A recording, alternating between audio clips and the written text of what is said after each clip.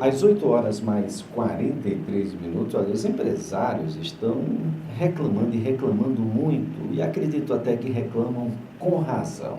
Essa reclamação chegou até uma audiência pública da Comissão de Finanças e Tributação da Câmara Federal, por meio dos representantes de associações comerciais de todo o Brasil. Ninguém aguenta os percentuais que são aplicados em multas cobradas pela Receita Federal. Isso, em algum momento, deve impossibilitar a regularização dos débitos, que passam a crescer indefinidamente, e talvez por isso a gente precise de tanto refis. Há quem imagine que os refis, profis ou qualquer coisa nesse sentido, seja uma bonificação ao não pagador, mas é preciso ter cuidado quem acredita ou propala esse tipo de pensamento, porque as coisas definitivamente, neste caso, 2 mais 2 não necessariamente vai ter resultado como 4. Quem vai conversar conosco a partir de agora é o contador, auditor, consultor de empresas e diretor da MQ Gestão Contábil Empresarial,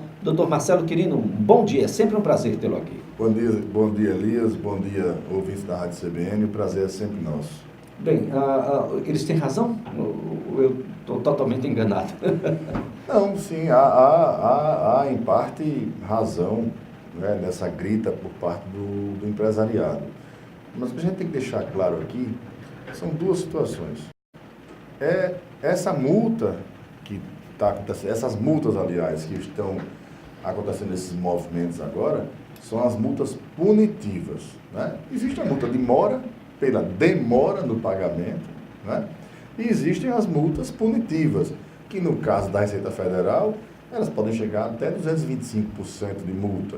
225% de multa, né? Além, né, de uma sistemática de apuração de tributos chamada arbitramento. Eu não vou nem entrar nessa questão, né? Mas as multas, elas partem de, no mínimo, 75%, e elas vão agravando para 150% e pode chegar até 225%. O governo, né, ele diz, mas se você pagar à vista em 30 dias ou parcelar em até 30 dias, você pode ter uma redução de 50% ou de 40%. Mas ela não perde o seu efeito, né, punitivo, né, de uma maneira bem clara na palavra, e não deixa de colocar você na vala comum, né? É todo mundo equiparado, o sonegador, aquele não cumpridor de normas, e o empresário que por alguma situação, né, deixou de cumprir em função do seu entendimento, do parecer jurídico ou do parecer contábil, né, deixou de cumprir aquela norma que a Receita Federal diz que deve ser cumprida para fim de tributação. E olha que eu não estou falando, como você falou, do 1 mais 1 ou 2 mais 2, 2 mais 2. Estou falando de normas interpretativas de tributação, né? Um produto importado, um produto, ou uma situação de venda que você realizou, uma de compra, né? Várias situações. E aí, como cabe muita questão subjetiva de interpretação da fiscalização, né, ela pode chegar a 225%. E olha que a gente não estou falando, como você falou novamente aqui, do 1 mais 1. Né? Como pagar algo nessas condições? Olha, se eu simplesmente deixo de pagar, eu já tenho 75%. Se você deixar de pagar, né, você vai cair na multa de mora. De mora. Que vai chegar, que tem um limite de até 20%. Essa questão dessas multas, 75%, 150% e por aí vai, elas são multas oriundas de processos de fiscalização. De processo de fiscalização. Se for fraude, por exemplo, a gente Exatamente, exclusivamente nesse caso, né? Se você for a pessoa física ou a pessoa jurídica que entrar no movimento de fiscalização e que for comprovado realmente o mau uso da lei tributária, ou que você não se adequou, ou que você não cumpriu aquela norma para fim de pagamento de tributos, né? Que é isso que a gente está falando aqui, né? Ou você deixou de fazer É possível dar um exemplo prático? Existe. A sua tributação, vamos falar de PIS e COFINS, né, deveria ser feita dessa maneira, e você, por algum descuido, deixou de apurar, né, o tributo naquele produto, ok? parte das suas vendas não foi levada, né? Você não ofereceu parte das suas vendas à Receita. Não quer dizer que você tenha sonegado, pode acontecer uma falha processual. Né? Você, por algum motivo, Tanto não... que foi em parte, não no Que foi todo. em parte, né?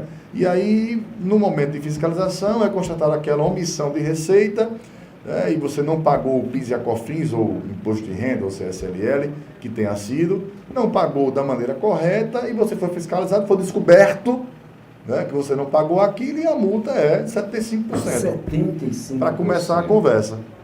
A ideia é de um inibidor? Essa questão dessa multa, eu vim até pensando sobre isso que eu estava vindo para cá, são 3 aspectos que tem.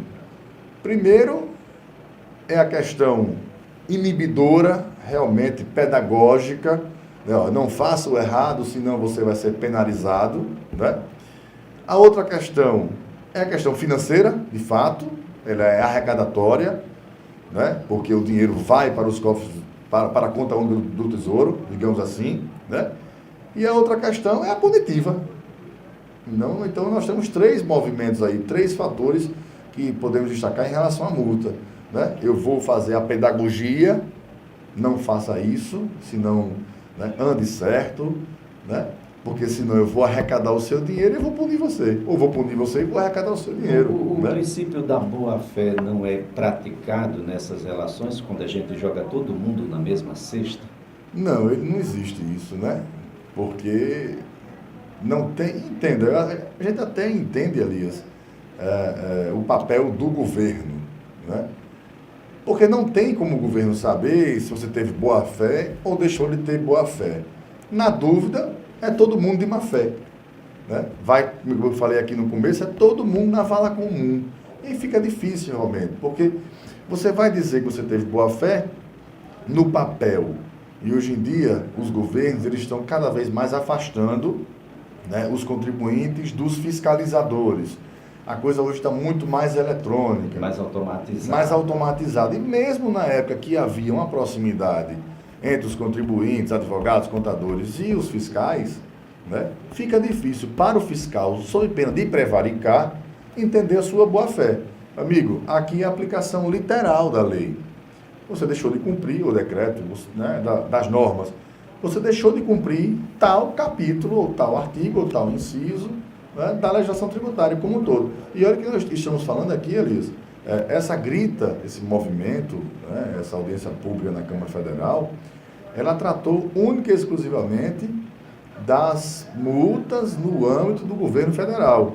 Mas se você descer um pouquinho, você vai encontrar isso no Estado, nos estados e vai encontrar nos municípios. Aqui em Alagoas nós temos multas previstas na Lei 5.900, que é de 96, né, que chegam a 200%.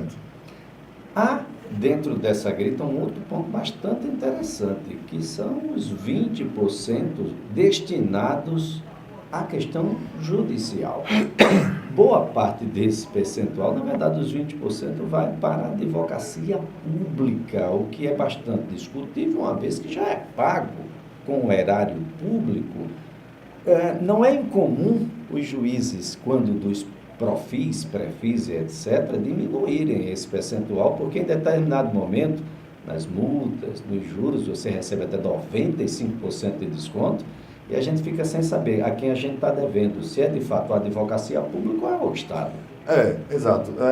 Isso acontece tanto aqui no Estado de Alagoas, na PGE, quando você vai fazer, quando a dívida é inscrita lá, né? Com o débito é inscrito em dívida ativa, e no caso também na Procuradoria-Geral da Fazenda Nacional. Tá? Existe lá a questão dos honorários, né? Os encargos de advocacia, encargos legais, honorários, tem uma siglazinha que mudou recentemente. Se você entrasse direto para a conta única do Estado, não entra. Na verdade, você está remunerando novamente os procuradores do Estado ou da Fazenda Nacional por aquilo que eles já recebem de ofício, né? Já recebem mensalmente seus salários. E aí você vai onerar a dívida do contribuinte, que muitas vezes não paga porque não pode pagar, não é porque não quer, né? A gente acredita sempre na boa-fé do contribuinte e dos empresários, e 99,9% dos empresários não pagam imposto porque não podem pagar. infelizmente, chega um momento que tem que escolher. Ou você paga fornecedor, ou você paga folha de salário, ou você paga o Estado. Né? O Estado, como está, entre aspas, mais longe do contribuinte, né? E ele não me impede de continuar exercendo a minha atividade produtiva, eu vou favorecer, porque é de lá que eu tiro o meu sustento, eu vou favorecer a pagar fornecedor, eu vou favorecer a pagar minha folha de salários, eu vou prestigiar, né, a pagar a minha conta de energia e por aí vai. Né? E a conta só cresce. E a conta só cresce. E aí você, quando tem o seu débito inscrito em dívida ativa da União ou do município ou do Estado, né? Vamos falar aqui da União e do Estado, ela ainda é acrescida de 10% ou 15% ou 20%. Vão sempre no teto, de 20%. Né? E quando acontece esses pré-FIS, os governos, em regra geral, esse pré-FIS que aconteceu agora, né? O refis, aliás, o do PERT, do débito dos débitos federais, no primeiro momento, Elias, eles não previam a redução a zero, né, dos honorários da Procuradoria da Fazenda Nacional. Não previam. Eles eram 25% de desconto. Né? E não era nada 25% de desconto. 25%. Né? Você ia pagar 15%. Pagar 15%. De 20% ia pagar 15%. Mas no movimento posterior que aconteceu, até aumentou o desconto, zerou. Foi 100% de desconto em qualquer opção que você fizesse. Você falou em refis, o presidente Michel Temer prometeu que em janeiro refis para o Simples Nacional, que não era para ser, mas virou um grande problema. Exatamente. Essa matéria, ela tramitou em rito de urgência, né? Foi recentemente aprovada nas comissões da Câmara Municipal, da Câmara Federal, foi aprovada em plenário, Senado, e seguiu para a sanção do presidente da República. Ele prometeu que no dia 4 de janeiro fará a sanção e publicação posterior, no dia seguinte, talvez no mesmo dia, do refis do Simples Nacional, que vai acontecer ali nos mesmos moldes do PERT, do recém-PERT, que é a redução de multa e dos juros e tal, né? Que existe um movimento contrário, né, dos órgãos como um todo, porque existia, agora não existe mais, que já fecharam os acordos todos, né, que o Simples já é um tratamento diferenciado, você vai tratar diferenciado mais uma vez, você vai duplicar o tratamento diferenciado, só que a gente não pode esquecer que as empresas do Simples recolhem tributos iguais às demais. Existe um tratamento diferenciado, vírgula, porque em algumas situações o Simples é muito mais caro do que a do lucro presumido. É sempre muito importante essa sua abordagem, por isso que a gente o tempo todo diz, procure o seu contador, procure uma empresa contábil especializada, porque pode ser que o Simples não seja tão simples assim como você imagina. Não seja tão simples, já que o Simples até 2017, assim, ele cresce em tabela progressiva, né? Nós tínhamos 20 faixas de Simples Nacional até este ano agora, até agosto. A lei foi mudada, são 6 faixas a partir de 1 de 2018. Né? Você equipara uma empresa que fatura 60 mil por mês a uma que fatura 150. Né? E aí você pode realmente estar perdendo dinheiro. Então, voltando para a questão do parcelamento, da mesma maneira que as que não são do Simples não conseguem pagar imposto, não quer dizer que as do Simples estão navegando na calmaria. Né? A gente não pode se iludir com o mês de dezembro, com o mês de novembro, ou com o mês de ozembro, como diz um querido amigo meu, né, que está no limbo ali, está no ozembro. A gente não pode se iludir com esse incremento que existe de faturamento das empresas em novembro e dezembro e dizer que tudo é lindo. Né? As empresas do Simples Nacional, tal qual as que não são, estão sem pagar tributos, né? Grande parte delas. Então, não é pelo fato de terem um tratamento, entre aspas, diferenciado de recolhimento de tributos, porque ali, você está pagando ali dentro todos eles, PIS, COFINS e por aí vai, que você não pode ter também o mesmo benefício das demais. Né? Se as grandes, entre aspas, e aí você coloca que existem empresas que não estão no Simples, que voltaram para o lucro presumido ou para o lucro real, qualquer que seja a sua opção tributária em nível federal, porque não pagaram Simples. Então, a sua empresa está com pendência cadastral que impede você ir para o Simples, mas isso não tornou você grande. E aí você deixou de pagar tributo do mesmo jeito. E o presidente Michel Temer, dia 4 deste mês de janeiro, do mês de janeiro de 2018, a gente deve ter um refis exatamente para tentar equalizar essas questões. Para tentar equalizar essas questões. Voltar à regularidade, voltar a contratar. A competitividade, voltar a contratar, voltar a ter solvência, voltar a contratar com bancos públicos, né? Ou com bancos privados, tirar empréstimos para poder alavancar o seu negócio, né? Como você muito bem falou, voltar a ter regularidade fiscal. E quanto ao reclame dos empresários, representados inclusive pelas associações comerciais, numa audiência pública, na Comissão de Finanças e Tributação, é preciso parcimônia, né? Definitivamente, a gente não pode achar que 75% é qualquer percentual. Não, exatamente. É confisco, Elias. É praticamente um confisco. Porque é 75% do imposto. É quase um outro imposto. E quando é 150%? É um imposto e meio a mais, né? E aí chega o Jorge Rachid, que é o secretário nacional da Receita Federal, diz que não, porque existem outros países no mundo que Nós utilizam... Estamos em linha com outros países. Estamos alinhados. Acho que ele falou da Austrália, ou foi do Canadá, uma coisa desse tipo assim. São distantes, mas eu não me recordo. Não, a lei de tal país já é feita assim, dessa maneira. Sim, mas eu vou dizer o quê? Porque na Coreia o cara quer apertar o botão para acabar o mundo, eu posso fazer aqui no Brasil também? Não é assim que funciona, cada um com a sua realidade. Esse estudo não pode ser comparado nessas condições. Não pode ser comparado essas condições. A gente não oferta a mesma coisa que eles ofertam aos empresários lá. Exatamente. E nós estamos falando, Elias, de leis e decretos, né, que montam da década de 90.